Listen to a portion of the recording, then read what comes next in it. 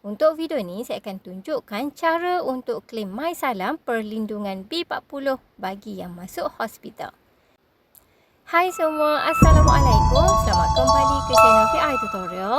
Pertama sekali, sila buka pelayar internet anda dan anda type sahaja MySalam. Kemudian, klik pada laman rasmi mysalam.com.my. Di paparan utama ini, anda klik pada bahagian log masuk ke portal. Bagi yang pertama kali nak log masuk, anda boleh klik pada bahagian log masuk kali pertama. Untuk yang dah pernah log masuk, dekat sini sila masukkan nombor kad pengenalan anda dan masukkan kata laluan anda. Lepas tu anda klik log masuk. Untuk bahagian ini, anda klik sahaja OK. Seterusnya, di paparan ini, untuk anda membuat tuntutan, anda scroll ke bahagian bawah dan anda klik pada bahagian tuntutan. Seterusnya, klik penyerahan tuntutan.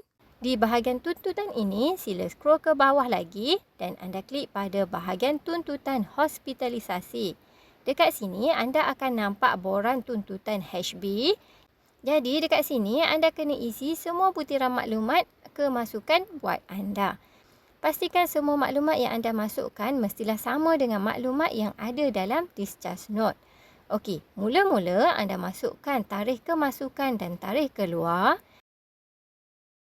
Lepas tu, sila pilih nama hospital. Untuk bahagian kod KRU hospital, anda boleh abaikan, tak perlu isi. Untuk bahagian tuntutan COVID, pilih tidak. Kecuali kalau anda masuk hospital sebab COVID, barulah anda pilih ya.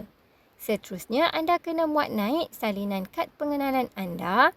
Untuk bahagian ini, penting ya, bila anda upload fail, nama fail mestilah ikut format yang sistem tetapkan.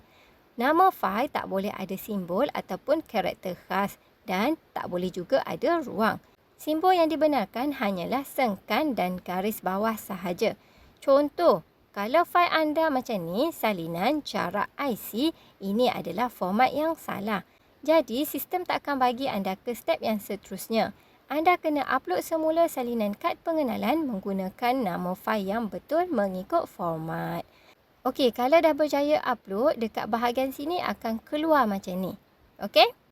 Seterusnya, anda juga kena upload ataupun muat naik discharge note ataupun nota diagnosis. Okey, bila dah selesai masukkan kedua-dua dokumen tersebut, anda klik dekat bahagian hantar. Kemudian anda klik dekat bahagian setuju. Okey, sekiranya dia keluar status macam ni, tuntutan anda telah berjaya dihantar, itu bermaksud anda telah pun berjaya membuat tuntutan MySalam. Selepas itu, dalam masa lebih kurang seminggu, anda bolehlah semak status permohonan anda sama ada lulus ataupun tidak.